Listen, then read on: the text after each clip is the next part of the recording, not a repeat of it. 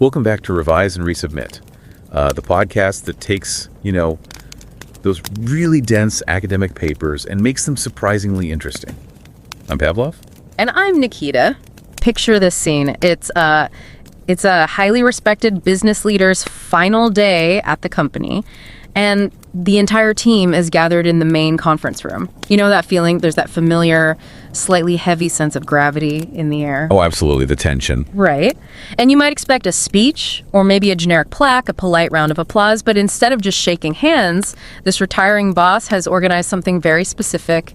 He actually brings out a golden basin filled with water, and right there in front of his entire team, he performs a ceremonial hand washing. It sounds completely like a scene from, a historical fiction or a period drama. It really does. But this actually happened. It is a real data point from a very modern business setting. Exactly. And the symbolism there was incredibly precise because it wasn't about hygiene. It was a clear signal. By washing his hands in that golden basin, he was physically demonstrating that he was stepping away from the business. He was literally and figuratively washing his hands of the responsibility. The message to the team was, from this second forward, do not bring your problems to me. I am clean of them. Bring them to the new leader. It's such a visceral image. It draws the psychological line in the sand that a simple, out-of-office auto reply or a mass email simply cannot achieve. And it gets even more elaborate than that. In another instance from this same research, a team greeted their new leader on the ground floor of their office building. And they didn't just take the elevator up like a normal Tuesday. They physically climbed the stairs together, flight by flight, until they reached the 9th floor headquarters. Wow. Yeah, it was a literal ascent to power done collectively. Or there was another one, the lion dance, where a performer in a traditional costume actually hands the new boss a decorated ball to the beat of drums. And I think it's important to point out that these aren't just colorful anecdotes we picked up from some leadership blog. What makes these stories so significant is that they are empirical data points. They come from a rigorously conducted academic article titled Detachment and Attachment, a dual pathway model of leader succession rituals. And we really should be clear about the caliber of this work. Absolutely. This was published in the Journal of Management, and for those who track the academic landscape, that is an FT50 listed journal, which is essentially the gold standard for business research globally. The work comes from a formidable team of scholars. We're talking Helen H. Zhao from the University of Hong Kong, Mo Wang from the University of Florida, alongside Yo Yuan, Dan Ni, Xiaoming Zheng from Tsinghua University, and Simon S.K. Lam. It is a heavy hitter lineup for sure. And before we really unpack the findings, I want to say something to you directly.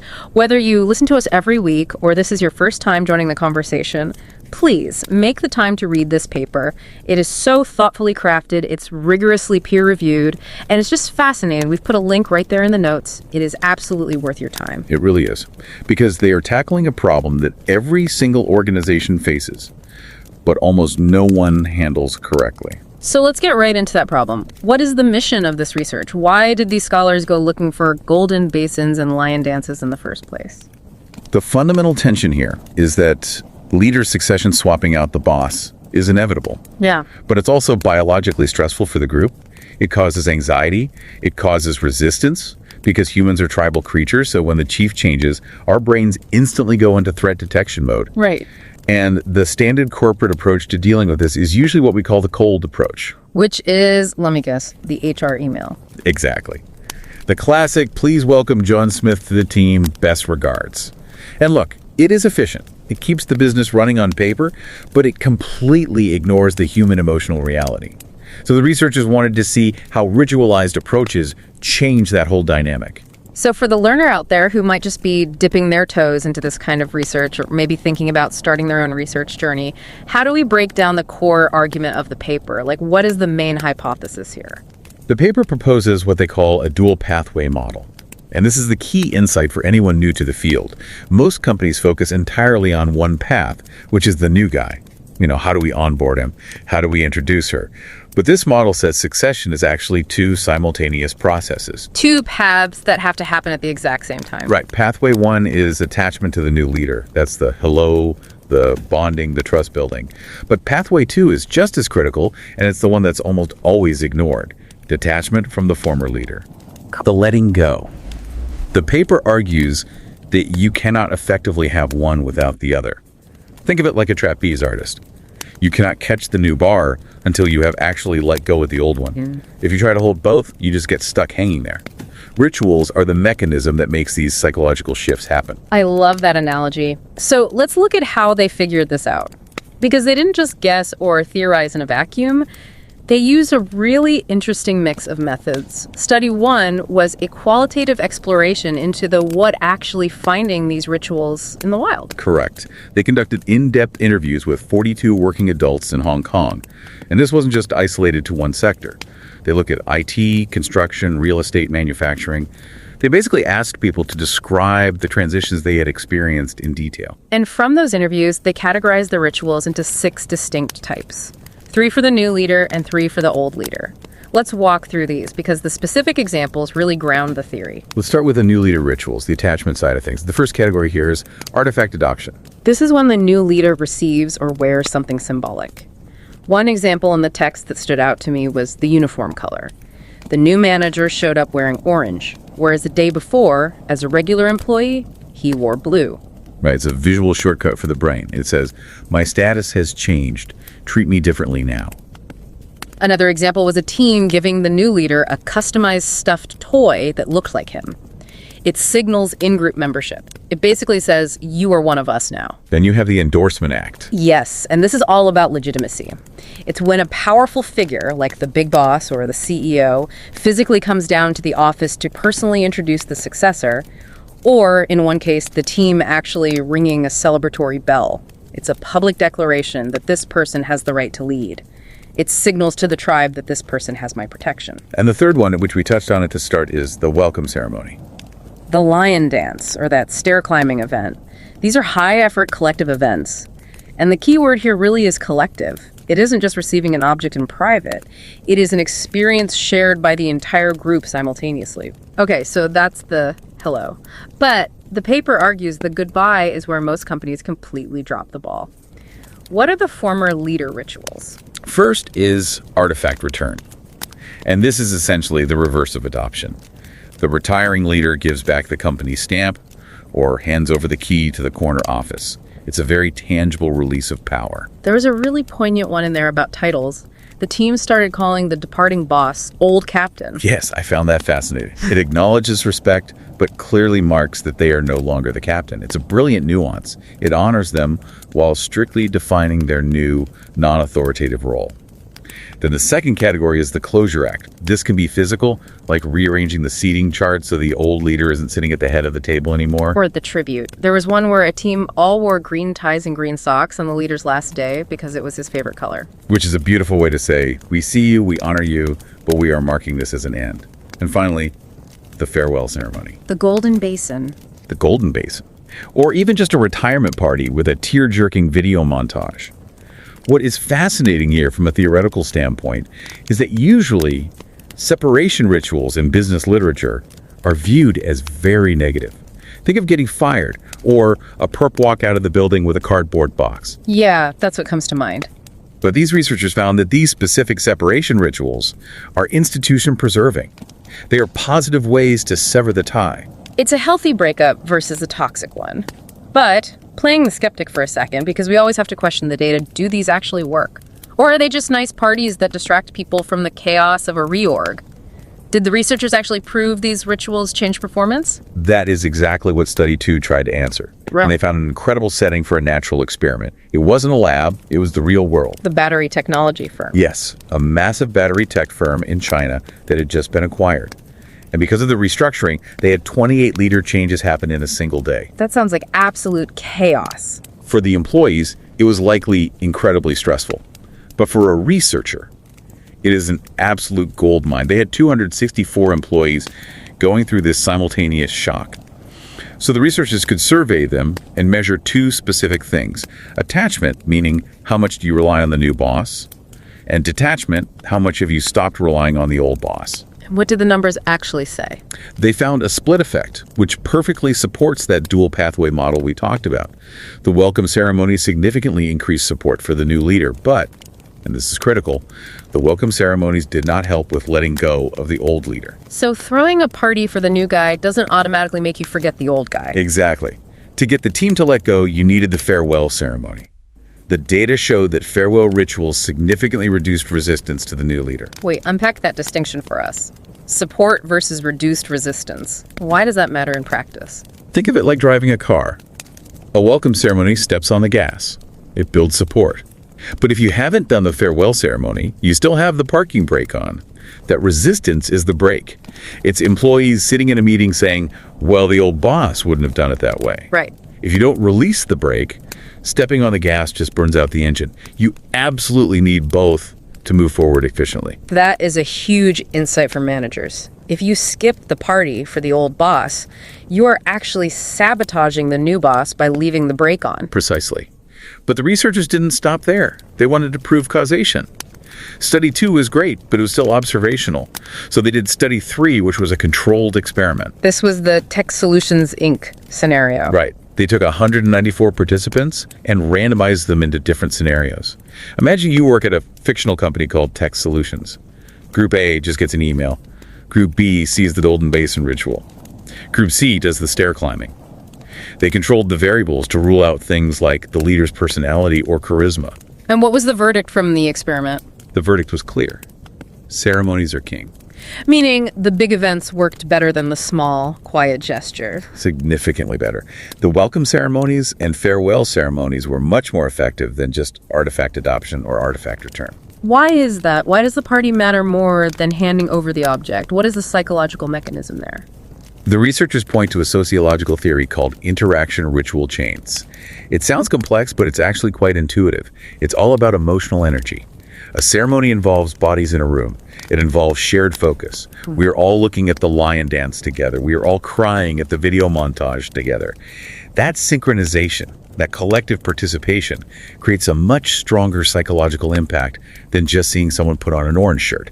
It creates what they call a transcendent meaning. It's the difference between reading a menu and actually eating the meal with your friends. That's a great analogy. The shared experience brands the transition into the group's collective memory. So let's bring this all down to earth.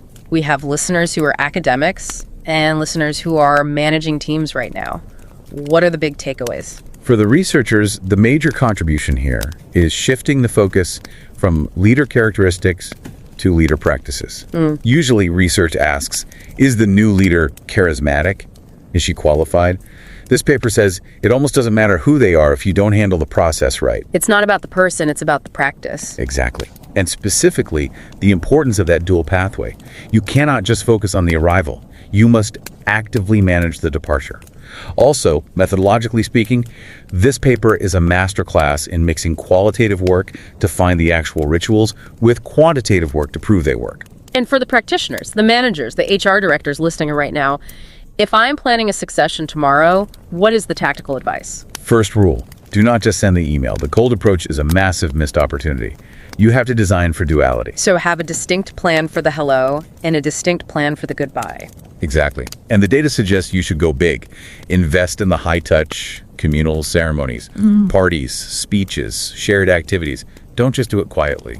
It's easy to think of a retirement party as just a nice thing to do, or even a sunk cost. But this suggests it's actually a strategic investment in the future performance of the team. Ideally, yes. The farewell isn't just for the person leaving. It's really for the team staying. It stops them from ghost hunting. It helps them let go of the old way so they don't block the new vision. It clears the cache. Clears the cache. If you don't run that protocol, the system lags. I love that. Now, before we wrap up, let's look forward. This research opens up so many curious questions. Where do we go from here? Well, context is everything. This study was primarily based in an Asian context, Hong Kong and mainland China. And we know culture plays a huge role in how rituals are perceived. True. The Golden Basin hand washing is very culturally specific. Would that land the same way in a tech startup in Silicon Valley? Or a legacy bank in London? Probably not. In the West, we might have different symbols. Maybe it's ringing the bell on the trading floor, or maybe a specific roast of the outgoing leader. A roast is actually a perfect closure act when you think about it. It uses humor to take the leader down a peg and separate them from the group. But the underlying psychological need for closure and welcoming is universal. The form of the ritual might change, but the function remains exactly the same. Another huge question here is remote work. How do you do a Golden Basin hand washing on Zoom? That is the new frontier, because the paper talks about emotional energy coming from physical proximity.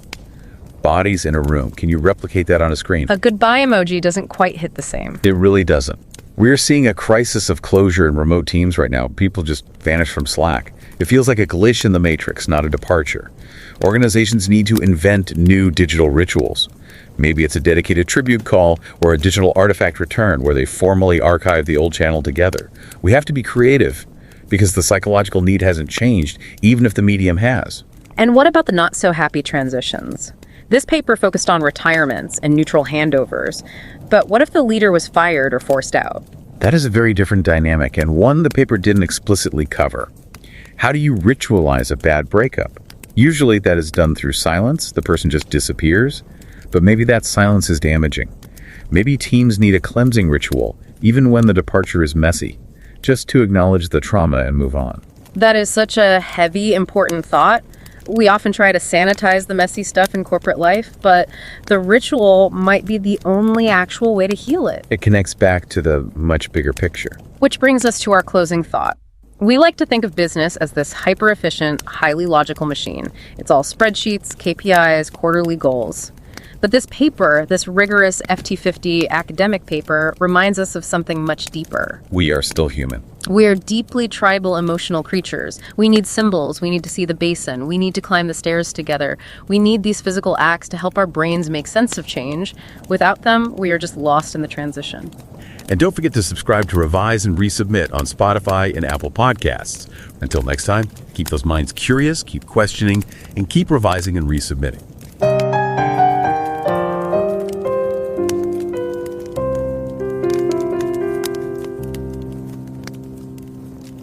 Revise and রিসাবমিটে স্বাগতম।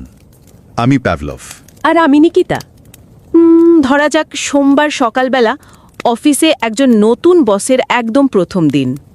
খুব সাধারণ একটা পরিস্থিতি, সবার জীবনেই কখনো না কখনো আসে। হ্যাঁ ঠিক, কিন্তু পরিস্থিতিটা মূলত দুই রকম হতে পারে। একটি ক্ষেত্রে হয়তো নতুন বসকে কেবল একটি নিরস ইমেলের মাধ্যমে সবার সাথে পরিচয় করিয়ে দেওয়া হলো। মানে ইমেলে খুব ছকে বাঁধা ভাষায় লেখা থাকলো, আগামীকাল থেকে ইনি এই বিভাগের নতুন প্রধান, আশা করি সবাই তাকে সহযোগিতা করবেন। ব্যাস এটুকুই। কোনো আবেগ নেই, কোনো বাড়তি কথা নেই। একদমই তাই। এবার অন্য একটি দৃশ্যপট কল্পনা করা যাক, যা সম্পূর্ণ ভিন্ন। নতুন বসের প্রথম দিনে দলের সবাই মিলে তার সাথে ভবনের নিচতলা থেকে একেবারে 9 তলা পর্যন্ত সিঁড়ি বেয়ে উঠল। বাপরে, 9 তলা, বেশ পরিশ্রমের ব্যাপার। হ্যাঁ, অথবা ধরা যাক একটি জমকালো ঐতিহ্যবাহী লায়ন ড্যান্স বা সিংহ নাচের মাধ্যমে তাকে বরণ করে নেওয়া হলো, যেখানে ড্রামের শব্দের সাথে সাথে নতুন নেতার হাতে একটি সুন্দর প্রতীকী বল তুলে দেওয়া হলো। বাহ, শুনতে বেশ অন্যরকম লাগছে। এই দুই পরিস্থিতির মধ্যে প্রথমটি খুবই শুষ্ক এবং প্রথাগত, কিন্তু দ্বিতীয় দৃশ্যটি কর্মীদের মনে একটা গভীর দাগ কাটে, মনে একটা উৎসবের আমেজ তৈরি করে। কেন এমন হয়? মানে কেন এই ছোট ছোট প্রথা বা রিচুয়ালগুলো মানুষের মনস্তত্ত্বে এত বড় প্রভাব ফেলে? একটা ইমেল আর 9 তলা সিঁড়ি ভাঙার মধ্যে আসলে মনস্তাত্ত্বিক পার্থক্যটা কোথায়? মনস্তাত্ত্বিক পার্থক্যটা আসলে অনেক গভীর। মানুষ তো জন্মগতভাবেই কিছু নির্দিষ্ট প্রতীক এবং প্রথার প্রতি মানসিকভাবে সংযুক্ত থাকে। মানে সেই প্রাচীন কাল থেকে। একদম প্রাগৈতিহাসিক কাল থেকেই মানুষ যে কোনো বড় পরিবর্তনের সময় নানা ধরনের প্রথা বা রিচুয়াল পালন করে এসেছে। অফিসে যখন নেতৃত্বের পরিবর্তন হয়, তখন স্বভাবতই কর্মীদের মধ্যে এক ধরনের অনিশ্চয়তা, ভীতি আর নিরাপত্তাহীনতার সৃষ্টি হয়। তা তো বটেই। চাকরি থাকবে কিনা, নতুন বসের মেজাজ কেমন হবে, এসব নিয়ে একটা দুশ্চিন্তা কাজ করেই। এর ওপর ভিত্তি করে তৈরি। চমৎকার। এই গবেষণাপত্রটির সাথে তো একদল অত্যন্ত মেধাবী গবেষক যুক্ত আছেন। হ্যাঁ, তাদের মধ্যে রয়েছেন ইউনিভার্সিটি অফ হংকংয়ের হেলেন এইচ চাও, ইউএ ইউয়ান এবং সাইমন এসকে ল্যাম। আরও আছেন ইউনিভার্সিটি অফ ফ্লোরিডার মো ওয়াং, সান ইয়াতসে ইউনিভার্সিটি ড্যাননি এবং সিংহুয়া ইউনিভার্সিটির শাওমিং জেং। তারা খুব গভীরভাবে দেখেছেন কর্পোরেট দুনিয়ায় এই প্রথাগুলোর আসল কাজ কি। এই প্রবন্ধটির কথা যখন উঠলই, তখন যারা শুনছেন তাদের প্রতি একটা বিনীত অনুরোধ করে রাখা ভালো। নিশ্চয়ই। এই চ্যানেলটি সাবস্ক্রাইব করা থাকুক বা না থাকুক, অত্যন্ত যত্নশীল এবং কঠোর পিয়ার রিভিউ প্রক্রিয়ার মধ্যে দিয়ে যাওয়া এই অসাধারণ প্রবন্ধটি পড়ার জন্য যেন একটু সময় বের করা হয়। প্রবন্ধটির লিঙ্ক শো নোটে দেওয়াই আছে। হ্যাঁ, সবারই একবার পড়া উচিত। তো যারা গবেষণার জগতে একদম নতুন এবং সবেমাত্র নিজেদের গবেষণার কাজ শুরু করতে যাচ্ছেন, তাদের জন্য পুরো বিষয়টির প্রেক্ষাপট খুব সহজ ভাষায় একটু তুলে ধরা যাক। অবশ্যই। গবেষণার মূল বিষয় হল লিডার সাকসেশন রিচুয়ালস বা নেতৃত্ব পরিবর্তনের প্রথা। যখন একজন পুরনো বস চলে যান এবং নতুন বস আসেন, তখন প্রতিষ্ঠানে এক ধরনের অস্থিরতা তৈরি হয়। যাকে আমরা ট্রানজিশনাল পিরিয়ড বলে থাকি। ঠিক। এই গবেষণাপত্রটি দেখিয়েছে কিভাবে ছোট ছোট প্রথা বা রিচুয়াল দুটি ভিন্ন উপায়ে কাজ করে।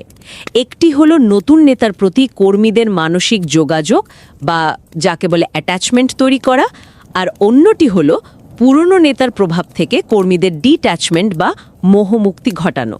অ্যাটাচমেন্ট এবং ডিট্যাচমেন্ট খুবই গুরুত্বপূর্ণ দুটো শব্দ। তো এই অ্যাটাচমেন্ট এবং ডিট্যাচমেন্টের ধারণাটি আসলে বাস্তবে কিভাবে কাজ করে?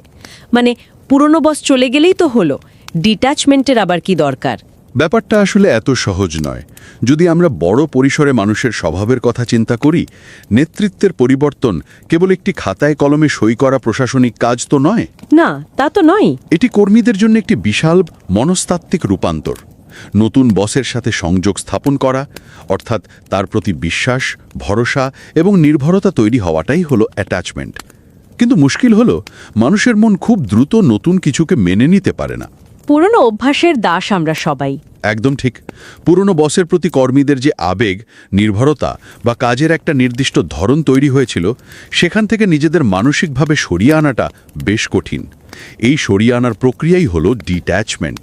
বুঝতে পারছি। পুরনো বসের ছায়া, তার কাজের ধরন বা তার প্রতি আনুগত্য থেকে বেরিয়ে না আসতে পারলে নতুন বসের নেতৃত্বে কাজ করাটা কর্মীদের জন্য রীতিমতো অসম্ভব হয়ে পড়ে। অবচেতনভাবেই তারা নতুন বসকে পুরনো বসের সাথে তুলনা করতে শুরু করে। পরিবর্তন নিয়ে তো এর আগেও প্রচুর গবেষণা হয়েছে। আমি যতদূর জানি, আগের দিকের গবেষণাগুলোতে মূলত নেতার ব্যক্তিগত বৈশিষ্ট্যের ওপর সবচেয়ে বেশি জোর দেওয়া হতো। হ্যাঁ, লিডারশিপ ট্রেটসের ওপর। যেমন ধরুন, নতুন নেতা কতটা যোগ্য, তার স্বভাব কেমন, তিনি কতটা বন্ধুত্বপূর্ণ বা তার ক্যারিসমা কতটা শক্তিশালী। মনে করা হতো নেতা যদি ভালো হন তবে কর্মীরা এমনিতেই তাকে মেনে নেবে। কিন্তু এই গবেষণাটি তো একদম ভিন্ন পথে হেঁটেছে মনে হচ্ছে। ঠিক ধরেছেন। এখানে নেতার ক্যারিসমার চেয়েও অন্য কিছুর উপর জোর দেওয়া হয়েছে। এই গবেষণার সবচেয়ে বড় থিওরি ডেভেলপমেন্ট বা তত্ত্বের বিকাশের জায়গাটি হলো এটি।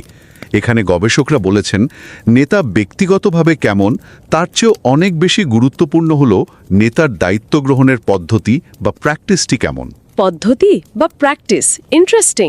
একজন নেতা হয়তো খুব যোগ্য, কিন্তু তিনি যদি এমনভাবে আসেন যা কর্মীদের মনে ভয় তৈরি করে, তবে তার যোগ্যতা কোনো কাজেই আসবে না। নেতৃত্ব পরিবর্তন মানেই কর্মীদের মনে ভয় এবং অনিশ্চয়তা। কিন্তু সঠিক রিচুয়াল বা প্রথা এই ভয়কে দূর করে কর্মীদের জন্য একটি নতুন সুযোগের দরজা খুলে দিতে পারে। এটা কি গবেষণায় ডুয়েল পাথওয়ে মডেল বা দ্বৈত পথের মডেল বলা হয়েছে? ঠিক তাই, ডুয়াল পাথওয়ে মডেল। তার মানে সফলভাবে নেতৃত্ব পরিবর্তনের জন্য দুটো পথেই একসাথে হাঁটতে হবে। একদিকে নতুন নেতার প্রতি টান বা অ্যাটাচমেন্ট বাড়াতে হবে, আর ঠিক একই সময়ে পুরনো নেতার প্রতি টান বা ডিট্যাচমেন্ট নিশ্চিত করতে হবে। একদম। যে কোনো একটা বাদ পড়লেই পুরো প্রক্রিয়াটা ধাক্কা খাবে। আর এই কাজটি ঠিকমতো হচ্ছে কিনা তা দেখার জন্য গবেষকরা অত্যন্ত চমৎকার কিছু মেথোডোলজি বা পদ্ধতি ব্যবহার করেছেন। গবেষণার প্রথম ধাপে মানে স্টাডি 1-এ তারা একটি গুণগত বা কোয়ালিটেটিভ পদ্ধতি গ্রহণ করেন। হ্যাঁ, হংকংয়ের একটা ডেটাসেট নিয়ে কাজ করেছেন তারা। হংকংয়ের বিভিন্ন পেশার যেমন রিয়েল এস্টেট, শিক্ষা, কনসাল্টিং, ম্যানুফ্যাকচারিং ইত্যাদি ক্ষেত্রের 42 জন কর্মীর দীর্ঘ সাক্ষাৎকার নেওয়া হয়। এই 42 জন কর্মীর সাক্ষাৎকার থেকে নিশ্চয়ই খুব চমকপ্রদ কিছু তথ্য উঠে এসেছে। নতুন নেতার প্রতি এই যে অ্যাটাচমেন্ট তৈরির কথা বলা হচ্ছে, সেটা বাস্তবে কিভাবে করা হয়? ওই সাক্ষাৎকারগুলো থেকে অত্যন্ত আকর্ষণীয় মোট 6টি রিচুয়াল বা প্রথা উঠে আসে। এর মধ্যে 3টি হলো নতুন নেতার প্রতি সংযোগ বাড়ানোর জন্য। প্রথমটি কি ছিল? প্রথম প্রথাটি হলো আর্টিফ্যাক্ট অ্যাডপশন বা প্রতীকী বস্তু গ্রহণ। এটি শুনতে খুব সাধারণ মনে হলেও এর প্রভাব অসাধারণ। যেমন একজন কর্মী তার সাক্ষাৎকারে জানিয়েছেন, নতুন বস আসার পর তাকে কোম্পানির তরফ থেকে চশমা পরা একটি স্টাফ টয় বা পুতুল উপহার দেওয়া হয়, যা দেখতে হুবহু সেই নতুন বসের মতোই। দারুণ তো। হ্যাঁ, এবং এটি সবার সামনে দেওয়া হয়। আবার আরেক জায়গায় দেখা গেল নতুন নেতা প্রথম দিনেই একটি নতুন কমলা রঙের ইউনিফর্ম পরে অফিসে এলেন। ওই কোম্পানিতে কমলা রঙটি কেবল ম্যানেজারদের জন্যই নির্দিষ্ট। তার মানে ইউনিফর্মের মাধ্যমে একটা বার্তা দেওয়া হলো। একদম। এর মাধ্যমে কর্মীদের কাছে একটি নীরব কিন্তু অত্যন্ত শক্তিশালী বার্তা দেওয়া হলো যে তিনি এখন আনুষ্ঠানিকভাবে দায়িত্ব গ্রহণ করেছেন এবং তিনি এই দলেরই একজন। কিন্তু সাধারণ দৃষ্টিতে দেখলে তো মনে হতে পারে এগুলো নিছকে কিছু কর্পোরেট চমক বা HR গিমিক। মানে একটা চশমা পরা পুতুল উপহার দিলে বা কমলা রঙের জামা পরলেই কি আর বসের প্রতি ভক্তি বা সম্মান চলে আসবে? বাইরে থেকে গিমিক মনে হতে পারে। এর পেছনের বিজ্ঞানটা আসলে কি বলছে? কেন মানুষ এই ছোট জিনিসগুলো দ্বারা প্রভাবিত হয়? খুব যৌক্তিক একটি প্রশ্ন। এর পেছনে রয়েছে শেয়ার্ড রিয়ালিটি বা যৌথ বাস্তবতার বিজ্ঞান। মানুষ যখন দলবদ্ধভাবে কোনো প্রতীকী কাজ হতে দেখে তখন তাদের মস্তিষ্ক একটি যৌথ সংকেত পায়। অর্থাৎ পুতুলটি শুধু একটা খেলনা নয়। ঠিক, পুতুলটি এখানে কোনো খেলনা নয়, এটি হলো গ্রহণযোগ্যতার প্রতীক। এটি প্রমাণ করে যে পুরাতন কর্মীরা নতুন নেতাকে আপন করে নিচ্ছেন। দ্বিতীয় প্রথাটি শুনলে বিষয়টি আরও পরিষ্কার হবে। দ্বিতীয় প্রথাটি কি? কোম্পানির সবচেয়ে বড় কর্তা বা CEO নিজে এসে নতুন নেতার সাথে সবার পরিচয় করিয়ে দিলেন। তিনি নতুন নেতার কাঁধে হাত রেখে সবার সামনে বললেন, ইনি অত্যন্ত দক্ষ একজন মানুষ, আজ থেকে তিনি আপনাদের টিমের দায়িত্ব নিচ্ছেন, আমার তার উপর পূর্ণ আস্থা আছে। এতে তো কর্মীদের মনে নতুন নেতার প্রতি একটা জোরালো বৈধতা তৈরি হয়। একদম তাই। অথবা ধরুন অফিসে একটি বিশেষ ঘণ্টা আছে যা কেবল খুব বড় কোনো সাফল্য উদযাপনের সময় বাজানো হয়। নতুন নেতার প্রথম দিন সেই ঘণ্টা বাজিয়ে তাকে স্বাগত জানানো হলো। এই ঘণ্টা বাজানোর শব্দটি কর্মীদের মস্তিষ্কে একটি ইতিবাচক সংকেত পাঠায়। এই ঘণ্টা বাজানোর বিষয়টি সত্যি দারুণ। আর তৃতীয় প্রথাটি মনে হয় সেই ওয়েলকাম সেরেমনি বা স্বাগত জানানোর অনুষ্ঠান। ওই যে একদম শুরুতে আমি বলেছিলাম লায়ন ড্যান্স বা সিঁড়ি বেয়ে ওঠার কথা। ঠিক ধরেছেন। দলের সবাই মিলে নতুন বসের সাথে 9 তলা পর্যন্ত সিঁড়ি বেয়ে ওঠার মানে হলো আমরা সবাই একসাথে একটি কঠিন পথ পাড়ি দিতে প্রস্তুত এবং এই নতুন যাত্রায় আমরা সামিল হলাম। অর্থাৎ শারীরিক পরিশ্রমের মাধ্যমে একটি মানসিক বন্ধন তৈরি করা। এই ধরনের ছোট ছোট কিন্তু অত্যন্ত গোছানো অনুষ্ঠানগুলো কর্মীদের মনে একটা সম্মিলিত আস্থার জায়গা তৈরি করে। হ্যাঁ, একটা যৌথ ভরসার জায়গা তৈরি হয়। আচ্ছা, নতুন বসের সাথে তো না হয় একটা সম্পর্ক তৈরি হলো, কিন্তু পুরনো বস যিনি এতদিন ধরে দলটাকে নিজের হাতে গড়ে তুলেছিলেন তার ছায়া থেকে কর্মীরা বেরোবে কিভাবে? আগের অভ্যাসের ঘোর কাটানোর জন্য গবেষকরা ওই সাক্ষাৎকারে কি পেলেন? ঠিক এই জায়গাতেই আসে পুরনো নেতার ক্ষেত্রে ব্যবহৃত বাকি 3টি প্রথা, যা কর্মীদের ডিট্যাচমেন্ট বা মোহমুক্তি ঘটাতে সাহায্য করে। প্রথমটি হলো আর্টিফ্যাক্ট রিটার্ন বা প্রতীকী বস্তু ফিরিয়ে দেওয়া। এটা কিভাবে কাজ করে? একজন বিদায়ী বস তার শেষ কর্মদিবসে নিজের অফিসিয়াল স্ট্যাম্প বা সিলমোহরটি সবার সামনে আনুষ্ঠানিকভাবে নতুন বসের হাতে তুলে দিলেন।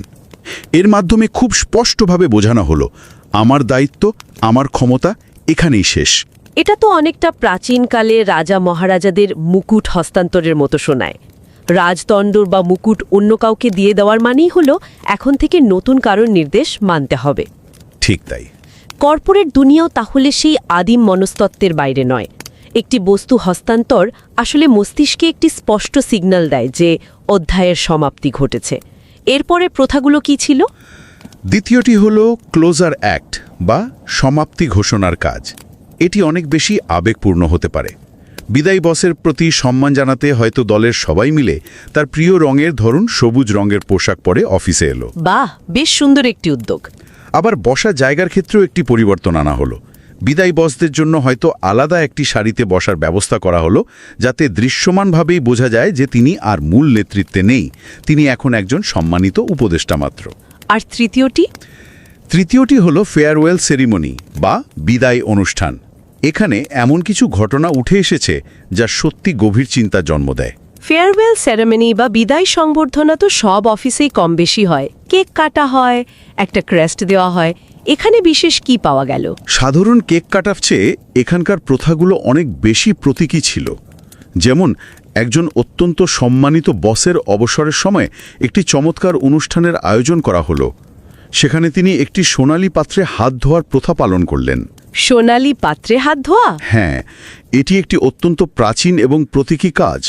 এর মানে হলো তিনি আজ থেকে সব প্রাতিষ্ঠানিক দায়িত্ব থেকে আনুষ্ঠানিকভাবে নিজেকে মুক্ত করলেন, নিজের হাত ধুয়ে ফেললেন। এরপর থেকে দলের যে কোনো সমস্যা বা সিদ্ধান্তের জন্য নতুন বসের কাছে যেতে হবে, পুরনো বসের কাছে নয়। চমৎকার একটা মেটাফর। অথবা ধরুন, বিদায়ী বসের পরিবারের সদস্যদের কাছ থেকে পুরনো ছবি সংগ্রহ করে একটি আবেগময় বিদায়ী ভিডিও তৈরি করা হলো, যা সবাই মিলে দেখল। এই ধরনের অনুষ্ঠান কর্মীদের মনে একটি স্পষ্ট বার্তা দেয় যে অতীতের একটি সুন্দর অধ্যায়ের সমাপ্তি ঘটেছে এবং এবার সামনে এগিয়ে যাওয়ার পালা। সোনালী পাত্রের হাত ধোয়ার বিষয়টি সত্যি ভীষণ কাব্যের মতো। এটি একটা পরিষ্কার মনস্তাত্ত্বিক দাড়ি টেনে দেয়। আচ্ছা, গুণগত গবেষণা বা সাক্ষাৎকার থেকে তো চমৎকার সব থিওরি পাওয়া গেল, কিন্তু বাস্তব জীবন তো আর ল্যাবরেটরি বা সাক্ষাৎকার নয়। না, একদমই না। বাস্তব জীবনে অনেক জটিলতা থাকে। এই প্রথাগুলো সত্যি সত্যিই কি কোনো হাই প্রেশার পরিস্থিতিতে কাজ করে? এই বিষয়টি নিশ্চিত করার জন্য গবেষকরা এরপর কি করলেন? গবেষকরাও ঠিক এই প্রশ্নটি নিজেদেরই করেছিলেন, আর তাই স্টাডি 2 বা ফিল্ড স্টাডিটি করা হলো অত্যন্ত কঠিন একটি বাস্তব পরিস্থিতিতে। চীনের একটি বিশাল ইলেকট্রিক গাড়ির ব্যাটারি প্রযুক্তির কোম্পানিতে এই ফিল্ড স্টাডি চালানো হয়। কোম্পানিটি কিছুদিন আগেই অন্য একটি বড় প্রতিষ্ঠানের দ্বারা অধিগৃহীত বা অ্যাকোয়ার্ড হয়েছিল। অধিগ্রহণের সময় একটি কোম্পানির পরিবেশ কেমন থাকে তা নিশ্চয়ই অনুমান করা যায়। একটা চরম আতঙ্ক কাজ করে চারিদিকে। হ্যাঁ, এক ধরনের কেয়স বলতে পারেন। কাল চাকরি থাকবে কিনা, নতুন ম্যানেজমেন্ট ছাঁটাই করবে কিনা, নতুন বসের কাজের ধরন কেমন হবে, ক্যাফেটেরিয়া থেকে শুরু করে করিডোর পর্যন্ত কেবল ফিসফাস আর গুজব। ঠিক এই ভয়ঙ্কর অনিশ্চয়তা এবং মানসিক চাপের মধ্যে গবেষকরা দেখতে চাইলেন এই রিচুয়ালগুলো কোনো কাজ করে কিনা। একদম ঠিক। পরিস্থিতি ছিল একদম বারুদ হয়ে থাকার একটি পরিবেশের মতো। অধিগ্রহণের পর মূল কোম্পানি থেকে একদল মধ্যম সারির ম্যানেজার বা নতুন নেতাকে পাঠানো হয় এই ব্যাটারি কোম্পানিতে। অন্যদিকে পুরনো নেতাদের বেশিরভাগই কোম্পানিতে থেকে যান, কিন্তু অন্য কোনো পদে বা ভিন্ন কোনো দায়িত্বে।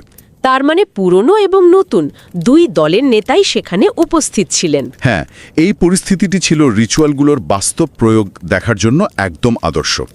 কারণ এখানে পুরনো নেতারাও চোখের সামনে ঘুরছেন, আবার নতুন নেতারাও ক্ষমতা নিচ্ছেন।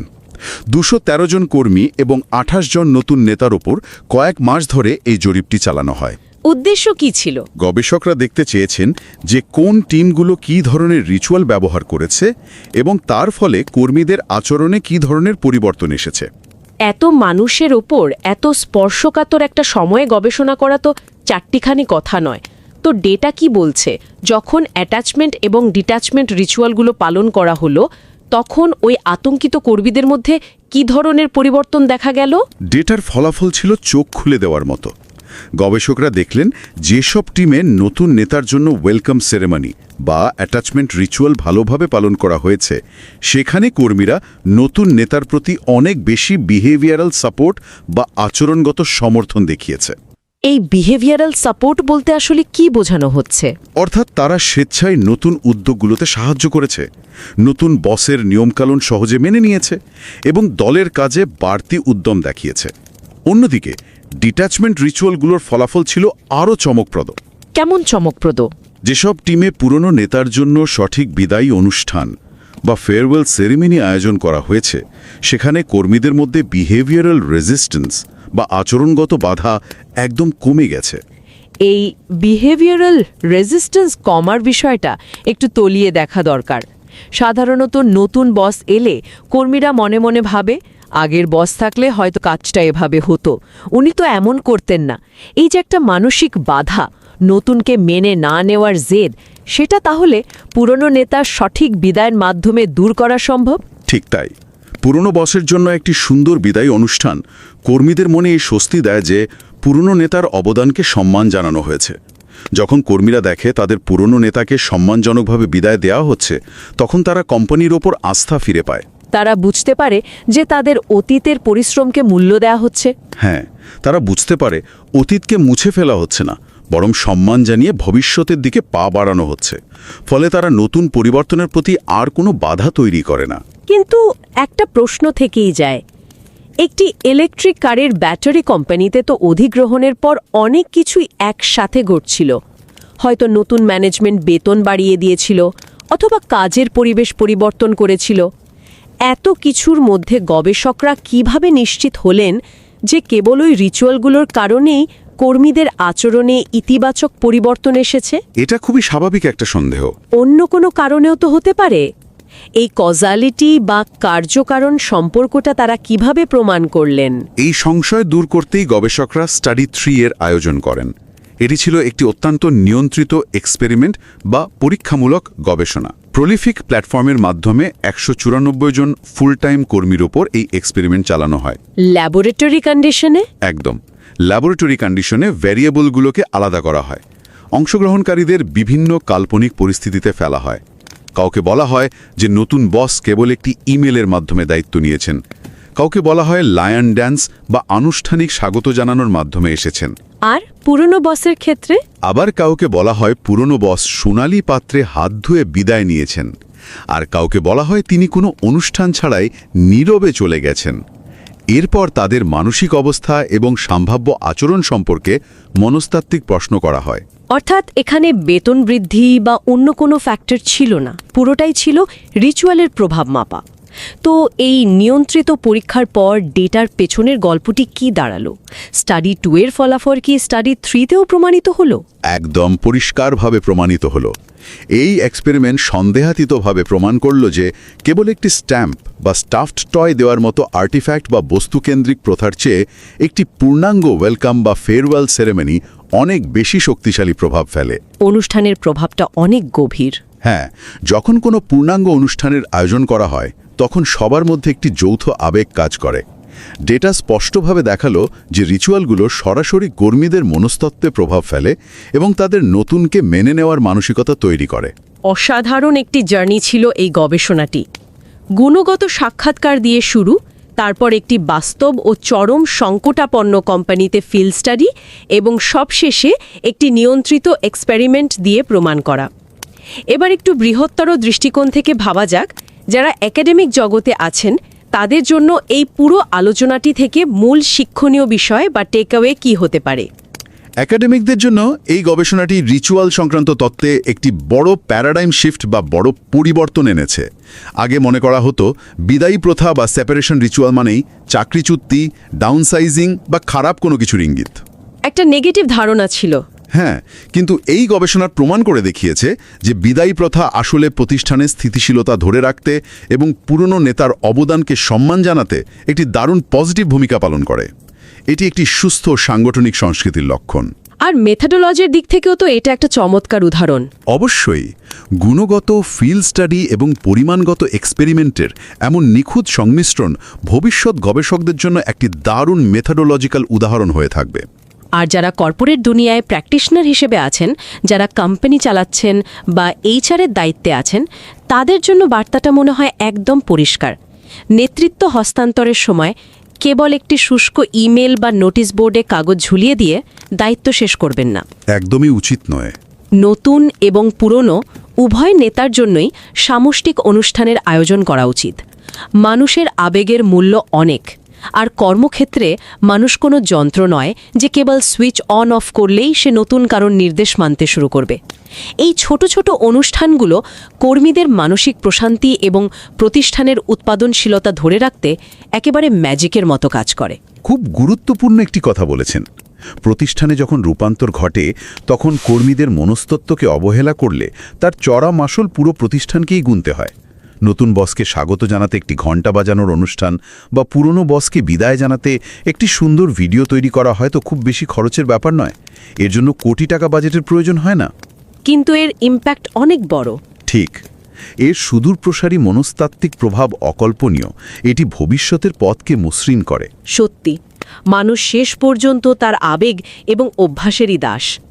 আজকের এই দীর্ঘ এবং জ্ঞানগর্ভ আলোচনার শেষে একটি গভীর চিন্তার খোরাক জাগিয়ে বিদায় নেওয়ার সময় এসেছে।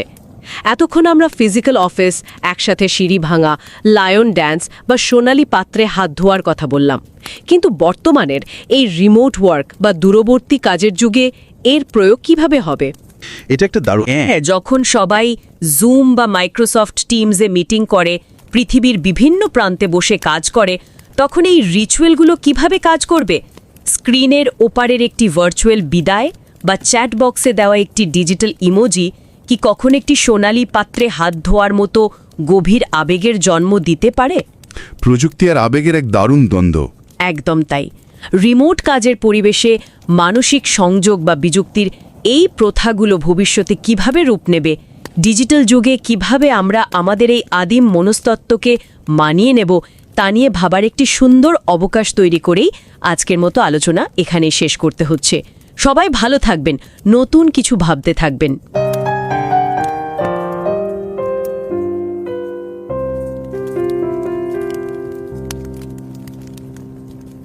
नमस्कार। रिवाइज एंड रीसबमिट में आपका स्वागत है। मैं हूं पावलोव। और मैं हूं निकिता। आइए एक स्थिति की कल्पना करते हैं। एक बहुत बड़ी और नामी कंपनी है। वहां के एक बेहद सम्मानित बॉस है जिन्हें पूरी टीम अपना आदर्श मानती है और वो आज रिटायर होने वाले हैं। अच्छा, तो आमतौर पर हमारे दफ्तरों में ऐसे मौक़ों पर क्या होता है, शायद मानव संसाधन विभाग यानी एचआर की तरफ से एक बहुत ही रूखा सा साधारण सा ईमेल आ जाता है। हाँ बिल्कुल। या फिर कैंटीन में एक छोटी सी विदाई पार्टी होती है। जी, जहां लोग मिलते हैं, केक कटता है और औपचारिक रूप से विदाई दे दी जाती है। सही बात है, यही होता है अक्सर। लेकिन जिस कहानी की हम बात कर रहे हैं ना, वहाँ कुछ बिल्कुल अलग और अनोखा होता है। क्या हुआ वहाँ? एक बेहद खास और भावनात्मक समारोह आयोजित किया जाता है। उस समारोह के बीचों बीच एक बहुत बड़ी मेज पर वो बॉस आते हैं और सबके सामने एक सोने के बर्तन में, जी हाँ, एक गोल्डन बेसिन में अपने हाथ धोते हैं। अरे वाह, एक सोने का बर्तन। बिल्कुल। और पानी के छलकने की वो आवाज उस शांत कमरे में गूंजती है। ये दृश्य कोई नाटक नहीं है, ये एक बेहद शक्तिशाली प्रतीक है। ये इस बात का एक स्पष्ट ऐलान है कि वो व्यक्ति अब व्यापार से, अपनी पुरानी सत्ता से पूरी तरह अलग हो रहा है और अब से कंपनी की सारी जिम्मेदारियां नए लीडर के हाथों में होंगी। इस दृश्य की गहराई वाकई में हैरान करने वाली है। मतलब ये सिर्फ एक भावुक कर देने वाला पल नहीं है, बिल्कुल, बल्कि एक बहुत बड़े मनोवैज्ञानिक बदलाव का प्रतीक है। हमारा दिमाग किसी भी बड़े बदलाव को अचानक स्वीकार नहीं कर पाता, तो जब कोई संस्था इस तरह के प्रतीकों का सहारा लेती है तो वो बदलाव सिर्फ फाइलों में नहीं होता, बल्कि लोगों की मानसिकता में बहुत गहराई तक जाता है। सही कहा। आज की हमारी ये पूरी चर्चा इसी बात पर केंद्रित है कि इस तरह के रीति रिवाज या समारोह कार्यस्थल पर कितने जरूरी होते हैं और एक कर्मचारी के दिमाग पर इनका कितना गहरा असर पड़ता है। और ये चर्चा किसी सुनी सुनाई बात या इंटरनेट पर चल रही आम राय पर आधारित नहीं है। ये एक बेहद प्रतिष्ठित एकेडमिक जर्नल ऑफ मैनेजमेंट में प्रकाशित एक वास्तविक और कड़ाई से समीक्षित शोध पत्र पर आधारित है। Peer reviewed research. जी हाँ, पीयर रिव्यूड। अब जो लोग एकेडमिक दुनिया से जुड़े हैं वो जानते होंगे कि ये जर्नल दुनिया की चोटी की FT 50 सूची में शामिल है। बिल्कुल, ये बहुत बड़ा नाम है। और जो लोग नहीं जानते उनके लिए बता दूं कि FT 50 का मतलब है फाइनेंशियल टाइम्स टॉप 50। ये व्यापार और प्रबंधन के क्षेत्र में शोध करने वालों के लिए एक तरह से ऑस्कर जीतने जैसा है। एकदम सही तुलना है ये। यहाँ केवल वही शोध छपते हैं जो दुनिया में सबसे बेहतरीन और अचूक माने जाते हैं। और इस बेहतरीन शोध को अंजाम दिया है कुछ बेहद काबिल शोधकर्ताओं ने। उनके नाम लेना जरूरी है। बिल्कुल। इनमें शामिल हैं यूनिवर्सिटी ऑफ हांगकांग से Helen H. Zhao, UA Yuan और साइमन S.K. लैम। इसके अलावा यूनिवर्सिटी ऑफ फ्लोरिडा से मो वांग। जी, सन यात सेन यूनिवर्सिटी से डैन नी और तिंगहुआ यूनिवर्सिटी से श्याओमिंग झेंग। इन सभी विद्वानों की टीम ने मिलकर इस जटिल विषय को बहुत ही बारीकी से समझा है। इनका काम प्रबंधन की दुनिया को एक बिल्कुल नया नजरिया देता है, जिसे अक्सर बड़ी कंपनियां नजरअंदाज कर देती हैं। हाँ, और इसीलिए सुनने वालों से बहुत ही विनम्रता के साथ ये अनुरोध है कि इस चैनल को सब्सक्राइब करें या ना करें, ये पूरी तरह से एक व्यक्तिगत इच्छा है। लेकिन समय निकालकर इस बेहद सावधानी से तैयार किए गए और कड़ाई से समीक्षित शोध पत्र को जरूर पढ़ें।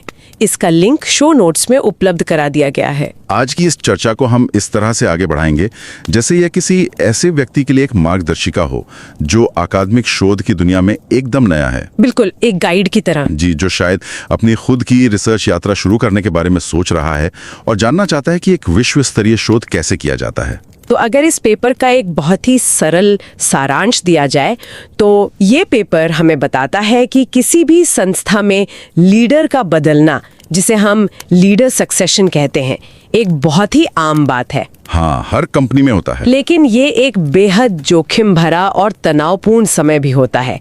कर्मचारी डरे हुए होते हैं, उनके मन में अनिश्चितता होती है कि नया बॉस कैसा होगा। सही बात है। ये शोध इसी बात की गहराई से जांच करता है कि कैसे ये खास रीति रिवाज या समारोह कर्मचारियों को नए लीडर को दिल से अपनाने और पुराने लीडर से भावनात्मक रूप से अलग होने में मदद करते हैं। चलिए इसको आराम से समझते हैं। अक्सर हमने देखा है कि जब भी किसी ऑफिस में कोई नया बॉस आता है तो चाय की चुस्कियों के बीच पूरी चर्चा सिर्फ इस बात पर होती है कि वो नया व्यक्ति कैसा है। बिल्कुल, उसका स्वभाव कैसा है, उसकी योग्यता क्या है, क्या वो बहुत सख्त है या मिलनसार है। हाँ, सारा का सारा शोध और ध्यान उसी एक व्यक्ति के इर्द गिर्द घूमता है। लेकिन इस शोध पत्र ने एक बिल्कुल अलग रास्ता अपनाया। इन्होंने अपना ध्यान सिर्फ लीडर के व्यक्तित्व पर नहीं, बल्कि उस प्रक्रिया और उन रीति रिवाजों पर केंद्रित किया जो उस बदलाव के दौरान निभाए जाते हैं। यहाँ सबसे हैरान करने वाली बात यह है कि शोधकर्ताओं ने ड्युअलिटी यानी दोहरेपन के सिद्धांत को दुनिया के सामने रखा। दोहरेपन का सिद्धांत, इसे थोड़ा और आसान भाषा में समझाएंगे? जरूर। देखिए, लीडरशिप बदलने का मतलब सिर्फ नए लीडर से जुड़ना या अटैचमेंट नहीं है। एक बहुत बड़ा हिस्सा इस बात पर भी निर्भर करता है कि कर्मचारी पुराने लीडर से खुद को कितना और कैसे अलग कर पाते हैं, जिसे हम डिटैचमेंट कहते हैं। बिल्कुल। इसे इस तरह समझा जा सकता है कि आप किसी प्याले में तब तक नई चाय नहीं डाल सकते जब तक आप उसमें रखी पुरानी चाय को खाली ना कर दें। क्या बात है, बहुत ही सुंदर उदाहरण है ये। धन्यवाद। जब तक पुराने लीडर के साथ भावनात्मक नाता सही तरीके से नहीं टूटेगा, तब तक नए लीडर के साथ एक मजबूत रिश्ता नहीं बन सकता। ये दोहरा रास्ता या डुअल पाथवे ही इस थ्योरी की सबसे बड़ी खोज है। ये वाकई एक बहुत ही दिलचस्प नजरिया है।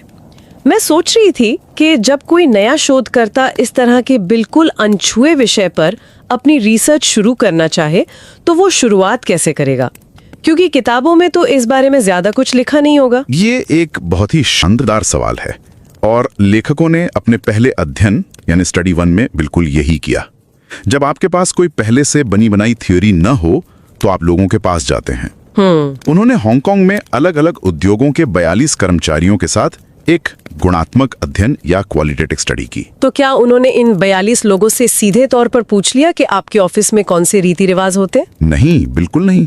अगर वो ऐसा पूछते तो लोगों के जवाब पहले से ही सीमित हो जाते। नए शोधकर्ताओं के लिए ये सीखने वाली बात है कि कैसे बिना किसी पूर्वाग्रह के सिर्फ खुले सवालों या ओपन एंडेड प्रश्नों की मदद से जानकारी निकाली जाती है। अच्छा, तो उन्होंने क्या पूछा? उन्होंने बस लोगों को बिठाया और बहुत ही आत्मीयता से उनसे उनके अनुभव पूछे।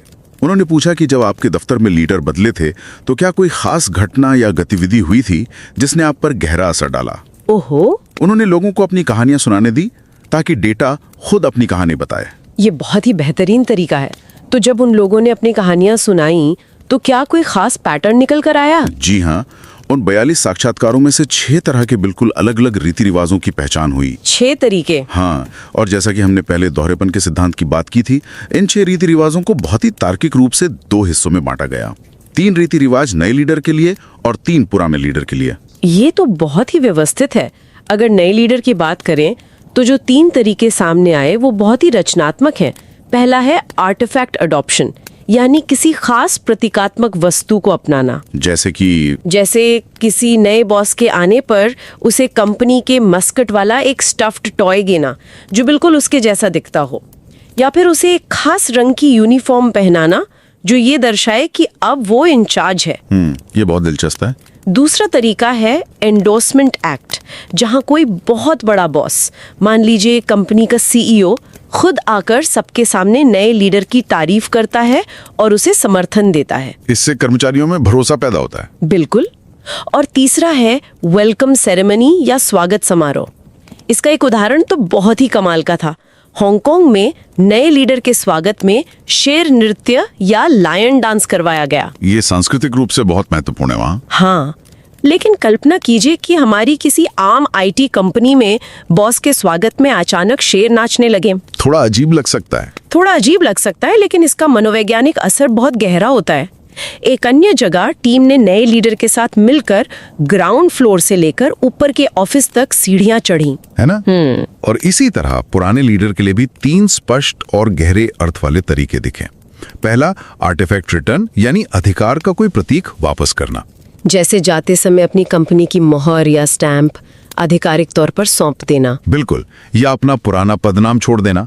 दूसरा था क्लोजर एक्ट, जहां विदाई को पूरी तरह महसूस कराने के लिए कुछ खास किया जाता है। जैसे फेयरवेल के दिन बैठने की जगह को बदल देना ताकि दूरी स्पष्ट हो सके, या विदाई में एक ही खास रंग के कपड़े पहनना ताकि एक सामूहिक जुड़ाव महसूस हो। और तीसरा वही होगा जिसकी हमने शुरुआत में बात की थी। जी हाँ, तीसरा है फेयरवेल सेरेमनी, जिसका सबसे खूबसूरत उदाहरण शुरुआत में ही सामने आया था, वो सोने के बर्तन में हाथ धोना।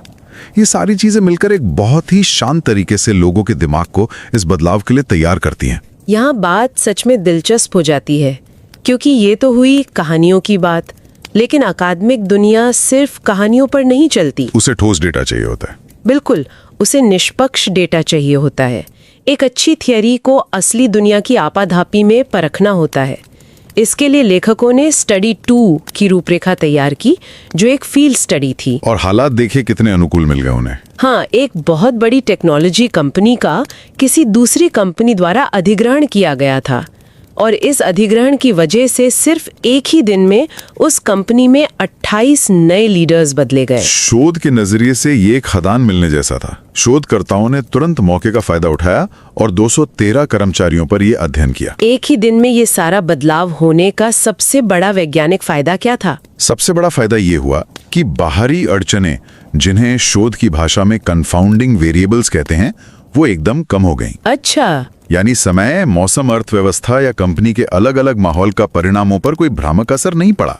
सबने एक ही समय पर उस बदलाव को महसूस किया। लेकिन अगर हम सांख्यिकीय या स्टैटिस्टिक्स की बात करें तो 28 टीमों का होना एक बहुत छोटा सैंपल साइज माना जाता है।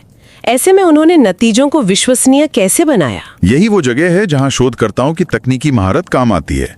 छोटे सैंपल में आम तरीके से ही परिणाम नहीं देते, इसलिए लेखकों ने बायसियन एस्टिमेशन का इस्तेमाल किया। बायसियन एस्टिमेशन, इसे थोड़ा आसान भाषा में समझाएंगे नए रिसर्चर्स के लिए? जरूर, इसे एक आसान उदाहरण से समझते हैं। मान लीजिए आप मौसम का अनुमान लगा रहे हैं। अगर आसमान में काले बादल हैं, तो आप सिर्फ उस एक पल को देखकर भविष्यवाणी नहीं करते। हम अपने पिछले अनुभव भी देखते हैं। बिल्कुल, आप अपने पिछले अनुभव और पुरानी जानकारियों का इस्तेमाल करके कहते हैं कि बारिश की संभावना ज्यादा है। बायसियन तरीका भी छोटे डेटा में इसी तरह पुरानी जानकारियों और संभावनाओं का इस्तेमाल करके बेहद सटीक और विश्वसनीय नतीजे देता है। क्या बात है, ये बहुत ही शानदार तरीका है इसे समझने का। तो जब उन्होंने इस डेटा को परखा तो परिणाम क्या निकले? परिणाम बहुत ही स्पष्ट थे। हर रीति रिवाज का लोगों पर एक जैसा असर नहीं पड़ता। विदाई समारोह यानी फेयरवेल सेरेमनी और स्वागत समारोह यानी वेलकम सेरेमनी सबसे ज्यादा शक्तिशाली साबित हुए। अच्छा जी, सिर्फ कोई वस्तु यानी आर्टिफैक्ट दे देने या वापस ले लेने से लोगों पर उतना गहरा भावनात्मक असर नहीं होता। ऐसा क्यों है? मतलब एक स्टैंप वापस करना भी तो एक प्रतीक है ना? है, लेकिन समारोह में एक सामूहिक ऊर्जा होती है। सामूहिक ऊर्जा। हाँ, जब सब लोग एक जगह इकट्ठा होते हैं, एक साथ किसी को विदा करते हैं या किसी नए व्यक्ति का स्वागत करते हैं, तो वो अनुभव बहुत गहरा और साझा होता है। केवल एक स्टैम्प लौटा देने में वो सामूहिक भावना और सभी की भागीदारी नहीं होती। सही बात है। इंसान मूल रूप से एक सामाजिक प्राणी है और उसे बदलाव को स्वीकार करने के लिए समाज या अपनी टीम की जरूरत होती है। ये बात पूरी तरह से समझ में आती है। तो फील्ड स्टडी में ये तो पता चल गया कि असल दुनिया में कौन सी चीज काम कर रही है, लेकिन विज्ञान में हमेशा ये साबित करना होता है कि क्या वाकई में यही चीज बदलाव का मुख्य कारण है? हाँ, कहीं ऐसा तो नहीं कि जो टीमें पहले से अच्छी थीं, उन्होंने ही अच्छे समारोह किए हों। बिल्कुल सही। इसे कारण और प्रभाव या कॉज एंड इफेक्ट कहते हैं। इसे पक्के तौर पर साबित करने के लिए ही उन्होंने स्टडी 3 की, जो एक ऑनलाइन प्रयोग या एक्सपेरिमेंट था। और ये प्रयोग उन्होंने 194 वर्किंग प्रोफेशनल्स के साथ किया। तो उन्होंने इस प्रयोग को डिजाइन कैसे किया? लोगों से क्या करवाया गया? उन्होंने इन सभी लोगों को अलग अलग परिदृश्यों या सिनेरियोस को पढ़ने और उनकी कल्पना करने को कहा। अच्छा। उदाहरण के लिए, एक समूह को ऐसा परिदृश्य दिया गया जहां पुराने बॉस के जाने पर सिर्फ एचआर का एक साधारण सा ईमेल आता है कि मैं जा रहा हूं, आप सभी का धन्यवाद, जो कि बहुत आम है। हाँ, वहीं दूसरे समूह को एक ऐसा परिदृश्य पढ़ने को दिया गया जहां पुराने बॉस की एक बहुत ही भावनात्मक और यादगार विदाई होती है, जहां लोग उनके योगदान को याद करते हैं। इसी तरह नए बॉस के स्वागत के लिए भी साधारण ईमेल बनाम एक भव्य स्वागत समारोह के परिदृश्य बनाए गए। और इसके बाद लोगों की मानसिक स्थिति को मापा गया। जी हाँ, और यहाँ जो नतीजे आए उन्होंने सब कुछ एकदम साफ कर दिया। जिन लोगों ने भव्य और भावनात्मक विदाई या स्वागत के परिदृश्य को पढ़ा था, उन्होंने बदलाव के प्रति बहुत कम विरोध दर्ज किया। वाओ! उनका मानसिक झुकाव नए लीडर के प्रति कहीं ज्यादा सकारात्मक था, बनिस्बत उनके जिन्होंने सिर्फ वो रूखा सा ईमेल पढ़ा था। ये तो बहुत ही स्पष्ट परिणाम है। अगर हम इसका निष्कर्ष निकालें तो नए शोधकर्ताओं के लिए यहाँ एक बहुत ही बेहतरीन बात उभर कर आती है कि कैसे अलग अलग शोध पद्धतियों को एक साथ पिरोया गया है, जिसे मिक्स्ड मेथड्स अप्रोच कहते हैं। बिल्कुल। पहले स्टडी 1 के गुणात्मक अध्ययन से आइडिया मिला और एक नया सिद्धांत बना। फिर स्टडी 2 की फील्ड स्टडी से उस सिद्धांत को असल दुनिया की आपाधापी में परखा गया और अंत में स्टडी 3 के प्रयोग के जरिए उसे लैब जैसी स्थिति में वैज्ञानिक तौर पर कारण और प्रभाव के पैमाने पर सिद्ध किया गया। ये तीनों का मेल किसी भी शोध को इतना अकाट्य बना देता है कि उस पर सवाल उठाना मुश्किल हो जाता है। तो इस सब का मतलब क्या है? अगर हम इस पूरे विस्तृत शोध को एक जगह समेटें और इसके मुख्य निष्कर्षों पर बात करें, तो अकादमिक जगत के लिए इसका सीधा सा अर्थ ये है कि अब तक जो हम लीडरशिप ट्रांजिशन को सिर्फ एक आने वाले व्यक्ति की नज़र से देखते थे, वो नजरिया आधा अधूरा था। हमारी सोच एक तरफा थी। बिल्कुल। अब हमें इस पूरी प्रक्रिया को जाने वाले व्यक्ति की विदाई के नजरिए से भी देखना होगा। एक पुराने लीडर की विदाई का तरीका नए लीडर की सफलता की जमीन तैयार करता है। और जो लोग असल दुनिया में कंपनियों को चलाते हैं, जो मानव संसाधन के विशेषज्ञ हैं, उनके लिए ये शोध एक बहुत बड़ी और स्पष्ट सलाह लेकर आता है। जी। जब भी संस्था में कोई लीडर बदले तो सिर्फ एक साधारण सा ईमेल भेजकर अपनी औपचारिकता पूरी ना करें। इसे महज एक प्रशासनिक काम ना समझें। हाँ, लोगों को साथ लाएं। बिल्कुल। पुराने लीडर ने इतने सालों में जो भी अच्छा काम किया है, उसका सामूहिक रूप से जश्न मनाएं, उन्हें पूरे सम्मान के साथ विदा करें और नए लीडर का पूरे उत्साह और खुले दिल के साथ स्वागत करें। लेकिन कई कंपनियों को लग सकता है कि इसमें समय और पैसा बर्बाद होता है। शुरुआत में ऐसा लग सकता है, लेकिन ये कोई बर्बादी नहीं है। ये संस्था के भविष्य, वहां काम करने वाले लोगों की मानसिकता और टीम की एकजुटता के लिए एक बहुत ही जरूरी कदम है। एक तरह का निवेश है। हाँ, ये एक निवेश है। जो समय आप आज एक अच्छे समारोह में लगाएंगे, वो भविष्य में नए बॉस के साथ होने वाले मनमुटाव या रेजिस्टेंस टू चेंज से होने वाले नुकसान से कहीं कम होगा। इससे भविष्य की परेशानियां कम होती हैं। ये वाकई में बहुत गहरी बात है कि हमारी भावनाएं और मनोवैज्ञानिक ज़रूरतें हमारे काम के माहौल को कितना प्रभावित करती हैं, और अक्सर हम आधुनिकता की दौड़ में इस पहलू को नज़रअंदाज कर देते हैं। इससे एक जरूरी सवाल उठता है, जो इस शोध से थोड़ा आगे की बात है, लेकिन आज के समय में बहुत प्रासंगिक है। जी बताइए। हमने उन समारोहों की बात की जो आमने सामने होते हैं, जहां लोग एक ही कमरे में होते हैं, एक साथ बैठकर ऊर्जा साझा करते हैं। लेकिन आज की दुनिया पूरी तरह से बदल चुकी है। आज हम रिमोट वर्क और जूम कॉल्स के युग में जी रहे हैं। ये एक बहुत ही विचारणीय बिंदु है। इस डिजिटल और वर्चुअल युग में ये इतने महत्वपूर्ण रीति रिवाज कैसे अपना रूप बदलेंगे? यही सोचने वाली बात है। क्या कंप्यूटर या लैपटॉप की स्क्रीन पर होने वाला कोई विदाई समारोह वाकई में वही भावनात्मक असर और सामूहिक ऊर्जा पैदा कर सकता है जो एक कमरे में साथ बैठकर आती है? स्क्रीन पर तो आप किसी के साथ सीढ़ियां नहीं चढ़ सकते या सोने के बर्तन में हाथ नहीं धो सकते। बिल्कुल। और एक बात ये भी है कि क्या अलग अलग देशों और समाजों की संस्कृति इन रीति रिवाजों के असर को बदल सकती है? संस्कृति का प्रभाव। जी। जो चीज हांगकांग की संस्कृति में बहुत अच्छी तरह काम कर रही है, क्या वो दुनिया के किसी दूसरे कोने में या पूरी तरह से घर से काम करने वाले किसी पश्चिमी कंपनी में भी वैसी ही भावनाएं और जुड़ाव जगाएगी? सुनने वालों के लिए ये वाकई में एक सोचने का विषय है। एक ऐसा सवाल है जिस पर बहुत शांति से विचार किया जाना चाहिए कि कैसे हमारी तेजी से बदलती हुई कार्यशैली और तकनीक हमारी बुनियादी मानवीय भावनाओं और सदियों पुराने रीति रिवाजों को नया आकार दे रही है। बिल्कुल सही कहा। यह शोध हमें सिर्फ दफ्तर के माहौल या प्रबंधन के बारे में नहीं बताता, बल्कि इंसान की उस बुनियादी और गहरी जरूरत के बारे में बताता है जहां हम किसी भी बड़े बदलाव का सामना करने के लिए एक अर्थ, एक प्रतीक और एक रस्म की तलाश करते हैं। बहुत ही सुंदर विचार है ये। इसी सुंदर और सुकून भरे विचार के साथ आज की इस ज्ञानवर्धक और आत्मीय चर्चा को हम यहीं विराम देते हैं। ज्ञान की इस निरंतर चलने वाली यात्रा में साथ बने रहने के लिए बहुत बहुत धन्यवाद।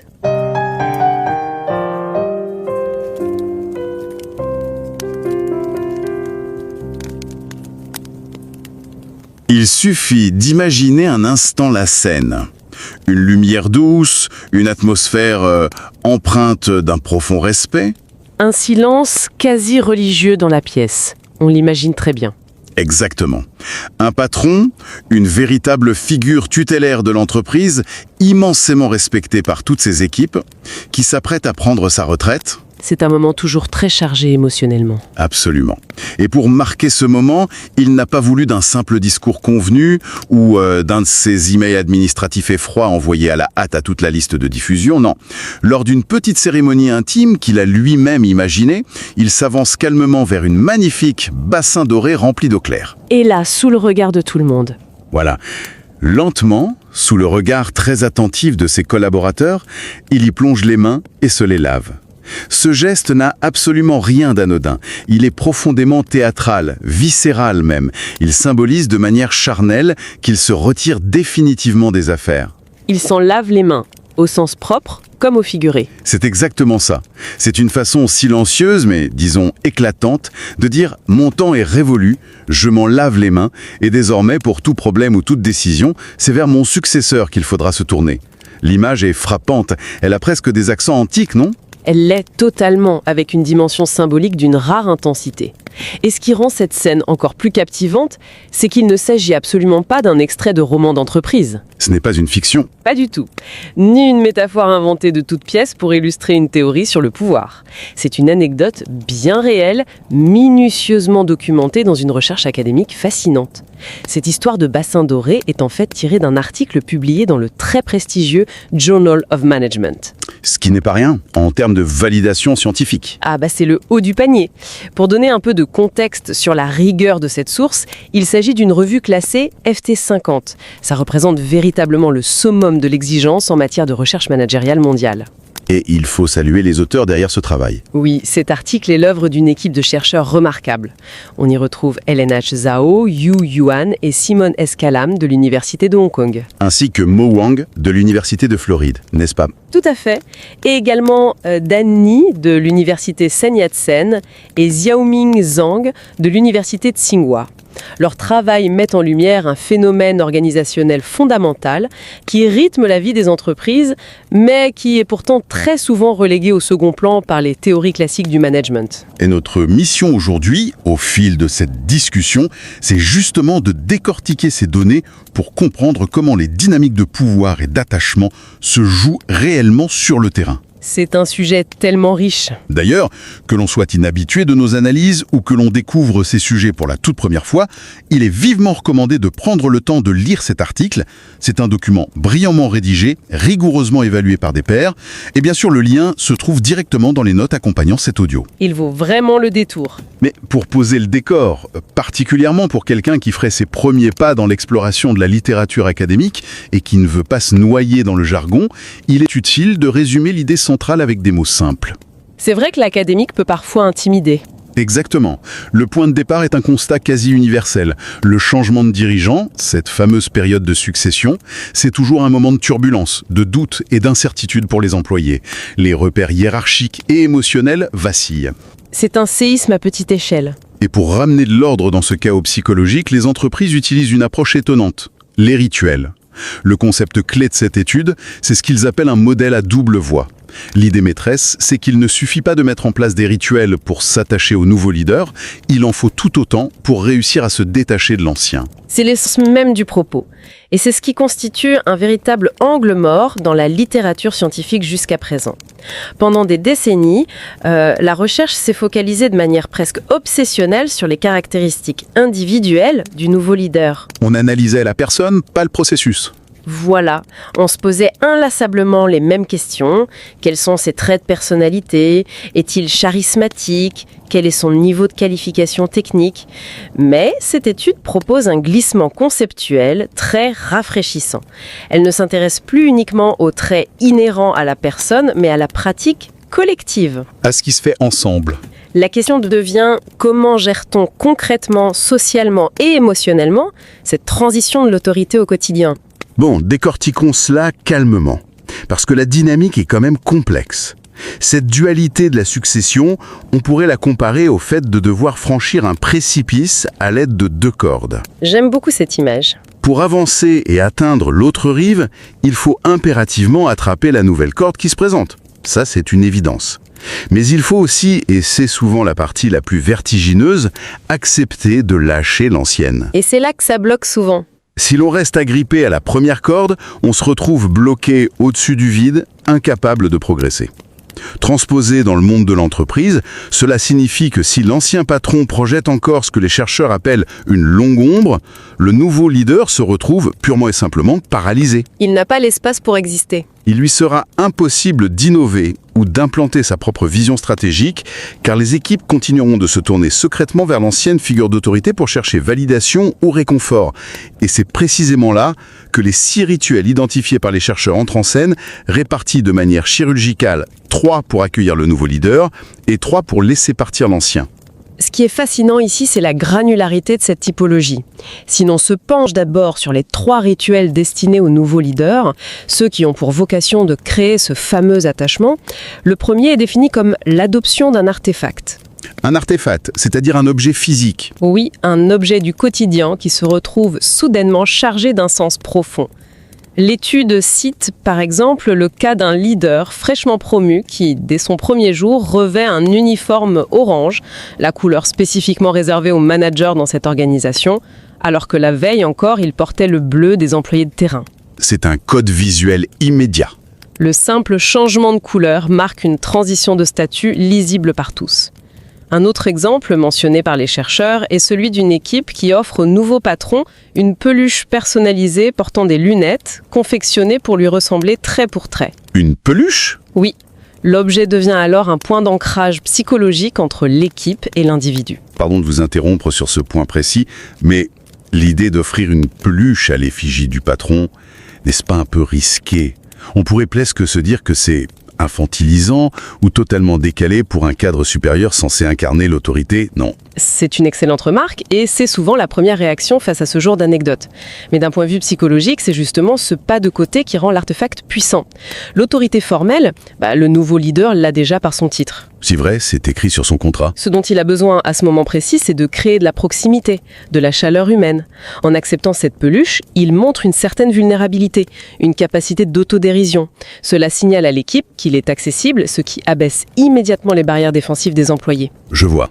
Et le deuxième rituel d'accueil ? On trouve le deuxième type de rituel qui est l'acte d'approbation publique que les chercheurs appellent en anglais l'endorsement. C'est l'instant précis où la légitimité institutionnelle est transférée au vu et au su de tous. Concrètement, ça donne quoi ? Il faut imaginer le grand patron, le directeur général en personne, qui descend spécialement des bureaux de la direction pour venir dans l'open space de l'équipe. Il présente le nouveau manager, lui pose une main sur l'épaule et prononce des mots simples mais lourds de sens comme « je vous le confie ». C'est un adoubement. L'étude évoque aussi une pratique où une cloche trône dans les bureaux. Une cloche qui n'est sonnée que pour les triomphes exceptionnels. À l'arrivée du nouveau leader, un membre de l'équipe s'avance et la fait tinter sous les applaudissements. Le signal cognitif envoyé au groupe est sans équivoque. Cette personne est validée par la tribu. C'est très visuel, on s'y croirait presque. Et il reste donc le troisième rituel d'attachement qui semble être d'une toute autre ampleur, la cérémonie de bienvenue. On passe ici d'un geste ou d'un objet à une expérience véritablement immersive. C'est l'événement à grande échelle. Les chercheurs décrivent des traditions formidables, comme le fait pour toute une équipe d'accueillir le nouveau patron au rez-de-chaussée du bâtiment, pour grimper ensuite avec lui, marche après marche, les 9 étages qui mènent au bureau de la direction. C'est une métaphore physique de l'ascension commune. C'est un effort partagé. Ou encore, dans des contextes plus imprégnés culturellement, le fait d'assister tous ensemble à une danse du lion traditionnelle. À l'apogée de la chorégraphie, au rythme frénétique des tambours, le danseur tend au leader une balle magnifiquement décorée. L'énergie dégagée par ce genre de cérémonie doit être absolument électrique. Électrique et fondatrice, en effet. Ces rituels d'attachement sont les fondations de la nouvelle ère. Mais là où la recherche apporte une contribution inestimable, c'est en explorant la face cachée de la transition, les rituels de détachement destinés à l'ancien leader. L'autre fameuse corde. Exactement. Ils sont également au nombre de 3 et fonctionnent presque comme des miroirs déformants des rituels d'accueil. Le premier, c'est le retour d'artefacts. Tout comme on adopte un objet, il faut savoir en rendre un. L'ancien dirigeant restitue officiellement l'objet qui symbolisait son autorité. Un peu comme rendre les clés. Cela peut être la remise du tampon officiel de l'entreprise lors d'une dernière réunion. L'objet en lui-même ne pèse que quelques grammes, mais en le posant sur la table, l'ancien leader déclare symboliquement qu'il transfère le poids des responsabilités. De manière plus subtile, cela passe aussi par le langage, le changement de titre. Du jour au lendemain, on ne l'appelle plus directeur, mais l'ancien directeur. Il y a une certaine mélancolie dans cette idée de restitution. Et cela nous amène au deuxième rituel de séparation, l'acte de clôture. C'est la nécessité de marquer physiquement et visuellement la fin d'une époque. Comment ça se matérialise ? L'étude rapporte l'exemple d'une réunion récurrente où, soudainement, la géographie de la pièce est modifiée. L'ancien dirigeant, qui a passé des années en tête de table, s'assoit cette fois sur une rangée de chaises séparées avec d'autres vétérans de l'entreprise. Il sort de l'épicentre du pouvoir. Ou encore cette attention magnifique d'une équipe entière qui, le jour du départ de son supérieur, décide de porter du vert, sa couleur signature. Les cravates, les chaussettes, les boucles d'oreilles, tout l'open space se teinte de vert. C'est un hommage qui ne fait aucun bruit, mais dont la résonance émotionnelle est colossale. C'est très poétique. Et pour clore cette trilogie du départ, il y a la cérémonie d'adieu. C'est bien sûr là que s'inscrit notre fameux rituel du bassin doré évoqué au tout début. Ou encore la diffusion collective d'une vidéo hommage très soignée, mêlant des moments professionnels intenses et des photos plus personnelles, clairement conçues pour susciter l'émotion et permettre aux larmes de couler. Et à ce stade, il est impératif de souligner une nuance théorique majeure soulevée par les auteurs de l'étude. Si l'on observe la littérature sociologique et managériale classique, les rituels de séparation sont très majoritairement perçus sous un angle négatif, destructeur, voire punitif. Comme une exclusion. On pense spontanément au licenciement public, aux mises au placard théâtralisées ou aux cérémonies de dégradation de statut. Mais dans le cadre de cette recherche, le focus est mis sur des cadres intermédiaires et des dirigeants respectés. Et pour cette population spécifique, qui constitue la véritable colonne vertébrale opérationnelle d'une entreprise, ces rituels de séparation revêtent un caractère profondément positif et constructif. Ce n'est pas une punition du tout. Loin de chercher à détruire l'individu, ces actes visent à honorer son héritage de manière transparente. Permettre l'expression collective de la gratitude clôt proprement le chapitre. Cela protège la cohésion de l'institution, tout en apaisant les angoisses latentes de ceux qui restent et qui voient leur quotidien bouleversé.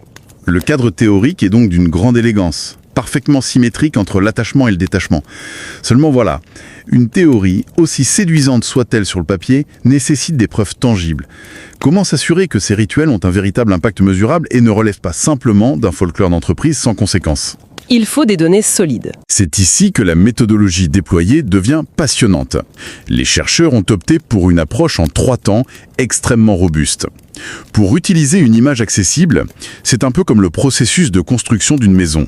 Dans un premier temps, il faut arpenter le terrain brut pour observer comment les gens interagissent spontanément avec leur environnement. Ça, c'est la phase qualitative. Le repérage. Ensuite, on construit la structure en conditions réelles pour voir comment elle résiste aux intempéries du quotidien. C'est l'étude de terrain quantitative. Et enfin, on teste la résistance spécifique des matériaux dans un laboratoire stérile, c'est l'expérience contrôlée. C'est un excellent résumé. La première étape, l'étude 1, s'est déroulée à Hong Kong. L'équipe a mené des entretiens qualitatifs longs et approfondis avec 42 travailleurs évoluant dans des secteurs extrêmement variés, les technologies de l'information, le secteur du bâtiment, l'éducation, la finance. L'objectif était purement exploratoire. Il fallait voir ce qui se passait sur le terrain. Et la première donnée surprenante qui en a émergé, c'est que la ritualisation de la succession n'a rien d'une pratique marginale ou d'une anomalie. En effet, 74% des personnes interrogées avaient personnellement vécu de véritables rituels lors de transitions hiérarchiques. Plus d'1 sur 2. C'est en contraste total avec les simples emails administratifs et froids qui se contentent d'annoncer une modification de l'organigramme. C'est précisément ce travail d'écoute fine et minutieuse de la réalité vécue par ces employés qui a permis d'isoler et de catégoriser les 6 rituels que nous venons de détailler. C'est un point fondamental. Sans cette immersion préalable dans le ressenti des travailleurs, la grille d'analyse n'aurait tout simplement pas pu exister. On aurait plaqué des théories abstraites sur une réalité qui les contredit. Mais là où l'architecture de cette recherche devient une véritable prouesse, c'est avec l'étude 2. Le terrain choisi semble tout droit sorti d'un manuel de cas d'école. Ah, ce terrain est fabuleux. L'action se situe en Chine, au sein d'une entreprise technologique de grande envergure, spécialisée dans le développement de batteries pour voitures électriques. Cette entreprise vient tout juste de faire l'objet d'un rachat par un autre groupe majeur. Pour harmoniser les processus, la société acquéreuse décide d'envoyer toute une équipe de nouveaux managers de transition. Une grande refonte de la hiérarchie. Attendez, si je me souviens bien des chiffres de l'article, ce sont 28 changements de leader qui se sont produits le même jour. C'est une situation hors du commun, une véritable aubaine statistique, n'est-ce pas? Si l'on relie cela au contexte global, c'est le rêve de tout chercheur en sciences sociales. Pour bien comprendre pourquoi ces données ont une valeur inestimable, il faut se rappeler qu'étudier les successions en entreprise est habituellement un cauchemar méthodologique. À cause des variables qui parasitent l'analyse. Exactement. Dans la vie normale d'une organisation, les départs s'étalent dans le temps et se produisent pour des raisons radicalement différentes. Un licenciement pour faute, une longue maladie, un départ à la retraite anticipé ou une démission soudaine. Chaque cause génère un biais émotionnel différent. Difficile de comparer un départ à la retraite festif et un licenciement houleux. Mais dans cette entreprise de batterie électrique, le changement est systémique et synchronisé. Le fait que 28 successions aient lieu exactement le même jour élimine d'un seul coup tous les biais de confusion liés à la chronologie ou au motif individuel de départ. C'est du propre, scientifiquement parlant. Les chercheurs ont ainsi pu suivre 213 employés sur une période de plusieurs mois. Dans un premier temps, ils ont répertorié de manière neutre quel département utilisait quel rituel. Puis, quelques mois plus tard, ils ont évalué le niveau d'attachement au nouveau leader et le degré de détachement vis-à-vis de l'ancien. C'est une rigueur empirique qui permet d'observer les effets à grande échelle et en temps réel. Et pourtant, l'équipe ne s'est pas arrêtée là. L'étude 3 intervient pour asseoir définitivement l'hypothèse de causalité. Car face aux résultats de l'entreprise de batterie, un esprit critique pourrait toujours objecter qu'une organisation qui prend le temps de planifier de belles cérémonies est déjà à la base une organisation saine où le climat social est apaisé. C'est le fameux problème de la poule et de l'œuf. Le rituel ne serait alors qu'un symptôme du bien-être et non la cause de l'adaptation. Pour isoler ce lien de cause à effet-ture, il a fallu recréer des conditions de laboratoire. C'est pourquoi ils ont recruté 194 adultes, tous travaillant à temps plein via la plateforme en ligne Prolific. Une approche très rigoureuse. La méthode consistait à les plonger dans des scénarios textuels extrêmement détaillés. Chaque participant s'imaginait membre d'une équipe traversant un changement de direction. Mais la subtilité expérimentale, c'est que la distribution des scénarios était totalement aléatoire. Un groupe lisait la description vibrante de la danse du lion, un autre l'anecdote de la peluche offerte, un autre le changement de disposition des chaises, et un groupe de contrôle disait simplement la réception d'une notification par email. On isole ainsi l'effet du rituel de tout bruit ambiant. Et les résultats croisés de ces 3 méthodologies offrent une cartographie des rituels qui vient bousculer un certain nombre d'idées reçues dans le monde du management. La première révélation, c'est que toutes ces pratiques, aussi symboliques soient-elles, elles ne se valent pas sur le plan de l'efficacité psychologique. Il y a un palmarès en quelque sorte. Par exemple, le simple fait d'adopter un artefact de manière isolée, comme revêtir un uniforme d'une autre couleur, ou de restituer un tampon officiel, n'est produit que des effets très limités sur le comportement à long terme des employés. Ce n'est pas suffisant. Ces actes, s'ils ne sont pas accompagnés d'autres éléments, restent perçus comme trop passifs ou trop administratifs. Ils manquent cruellement d'une dimension essentielle pour espérer transformer durablement la psychologie d'un groupe humain. C'est là que ça devient vraiment intéressant. Car cela oblige à se poser la question, qu'est-ce qui fonctionne réellement alors? Et les données de l'étude apportent une réponse sans ambiguïté. Ce sont les cérémonies de bienvenue, les actes d'approbation publique impliquant la haute direction et les grandes cérémonies d'adieu qui surperforment de manière écrasante. Mais comment expliquer une telle disparité d'impact entre un objet offert et une cérémonie vécue? La mécanique psychologique à l'œuvre s'explique en s'appuyant sur des travaux fondateurs en sociologie. Les auteurs convoquent notamment les concepts développés par Émile Durkheim et Randall Collins. Des références incontournables. Selon ces théories, une véritable cérémonie qu'elle vise à accueillir ou à dire au revoir dépasse largement le simple stade du transfert d'informations. C'est un événement multidimensionnel qui engage les sens. Il y a souvent une composante sonore, musicale, des discours, des applaudissements. Mais surtout, et c'est le point de bascule, il y a une coprésence physique et une focalisation mutuelle de l'attention. Tout le monde est là, au même endroit. Durant un instant suspendu, des dizaines ou des centaines de personnes regardent dans la même direction et ressentent une émotion au même moment. Cette synchronisation génère ce que Collins appelle une énergie émotionnelle collective. L'acte d'approbation publique possède également cette charge, puisqu'il met en scène l'autorité de manière interactive devant témoins. Un email, aussi bien rédigé soit-il, ou un bel objet posé silencieusement sur un bureau, ne peut tout simplement pas rivaliser avec la puissance transformatrice de la chaleur humaine synchronisée. C'est une vision très organique de l'entreprise. Et l'étude met également en lumière une autre découverte particulièrement subtile, une véritable asymétrie dans la gestion de la résistance et du soutien. Une asymétrie qui a des conséquences très concrètes. Lorsqu'un employé s'implique dans un rituel puissant pour accueillir le nouveau leader, imaginons l'ascension collective des escaliers ou la cloche qui résonne, son niveau d'attachement augmente considérablement. Et cet attachement agit comme un levier à double action. Il y a deux effets distincts. D'une part, il réduit drastiquement la résistance comportementale, c'est-à-dire l'envie pernicieuse de traîner des pieds, d'ignorer les nouvelles consignes ou de saboter discrètement les projets. D'autre part, et c'est crucial, il augmente de façon significative le soutien proactif. L'employé va se mettre à proposer spontanément de nouvelles idées ou à se former à de nouveaux outils pour faciliter la réussite du nouveau dirigeant. C'est un moteur de croissance immédiat. En revanche, et c'est une distinction fondamentale pour quiconque étudie la psychologie organisationnelle, le processus de détachement vis-à-vis de l'ancien leader opère selon une mécanique différente.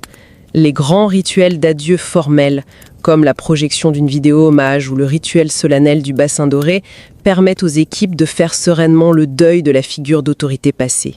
C'est la page qui se tourne.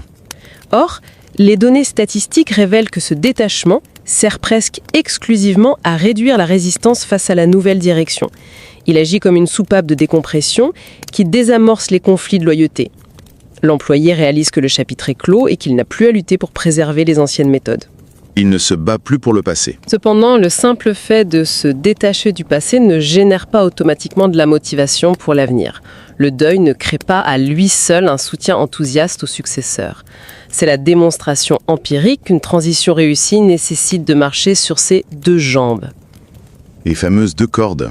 Il faut honorer le passé pour lever les blocages défensifs et célébrer ardemment l'avenir pour insuffler l'énergie d'avancer. Penser que l'un peut se substituer à l'autre est une erreur d'appréciation. Alors, qu'est-ce que tout cela signifie concrètement une fois ces concepts digérés? Quelles sont les applications pratiques que l'on peut extraire de cette analyse détaillée? Pour le monde de l'entreprise, le message est d'une grande clarté. Il est grand temps de cesser d'annoncer les successions managériales par le biais de simples mémos ou de communication froide. C'est vraiment la pire méthode. C'est une occasion en or qui se perd pour stabiliser le navire en pleine tempête. Il est vivement recommandé d'allouer du temps et des ressources à la conception de rituels à double sens. Il importe d'honorer le départ avec la même intensité que l'on célèbre l'arrivée. Et comme les données l'ont prouvé, il ne suffit pas de se contenter de l'échange de quelques cadeaux symboliques. L'effort doit se concentrer sur l'organisation de cérémonies collectives et immersives, capables de rassembler les équipes et d'engager émotionnellement les participants pour marquer la transition dans la mémoire du groupe. Sur les plans purement académiques, cette publication représente également une véritable avancée méthodologique. Historiquement, l'étude des rituels en entreprise était largement réservée à l'ethnographie et aux études qualitatives. On se contentait souvent d'observer et d'interpréter le sens symbolique, ce qui offrait déjà une riche matière à réflexion. Ça restait très théorique. Toutefois, cette équipe de chercheurs prouve avec brio qu'une approche mixte, combinant l'exploration humaine, l'exploitation de données quantitatives en contexte réel et des expérimentations rigoureuses, permet de franchir un cap. Il ne s'agit plus seulement de comprendre ce que le rituel signifie, mais de quantifier précisément à quel point il modifie les comportements. De mesurer l'impact réel. Et d'isoler les raisons pour lesquelles certains dispositifs échouent là où d'autres transcendent les équipes. C'est un gain de rigueur scientifique considérable pour le domaine du comportement organisationnel. C'est une belle évolution de la recherche. Et cela soulève une question importante qui ouvre des perspectives de réflexion vertigineuses pour les années à venir. Je vous écoute. L'étude démontre que la force inhérente à ces rituels, qu'il s'agisse des adieux ou des célébrations de bienvenue, repose presque entièrement sur la notion de présence physique partagée et sur l'énergie émotionnelle collective qui s'en dégage. Les corps se rassemblent, les regards se croisent dans un même espace géographique. Le contact humain direct. Cependant, le paysage du travail contemporain connaît une fragmentation sans précédent, avec la pérennisation du télétravail, la dispersion internationale des talents et la généralisation des environnements hybrides. Dans ce nouveau paradigme, comment une organisation peut-elle orchestrer une succession de leadership efficace ? Un geste aussi poétique et chargé de solennité qu'un lavage de main dans un bassin doré conserve-t-il la moindre once de son pouvoir d'ancrage psychologique s'il est observé, souvent en différé, à travers le prisme froid et bidimensionnel d'une grille vidéo sur Zoom ou Teams ? C'est le grand défi de notre époque. Il sera fascinant d'observer comment les organisations parviendront à réinventer cette magie sensorielle et cette indispensable chaleur humaine lorsque la tribu est éparpillée derrière des milliers d'écrans. C'est une interrogation qui invite profondément à repenser l'architecture de nos espaces virtuels et la manière d'y insuffler une véritable densité émotionnelle. Laissons résonner ces questionnements, car si les modalités du travail mutent rapidement, le besoin psychologique de clôture et de rassemblement semble, lui, rester une constante inébranlable de notre nature.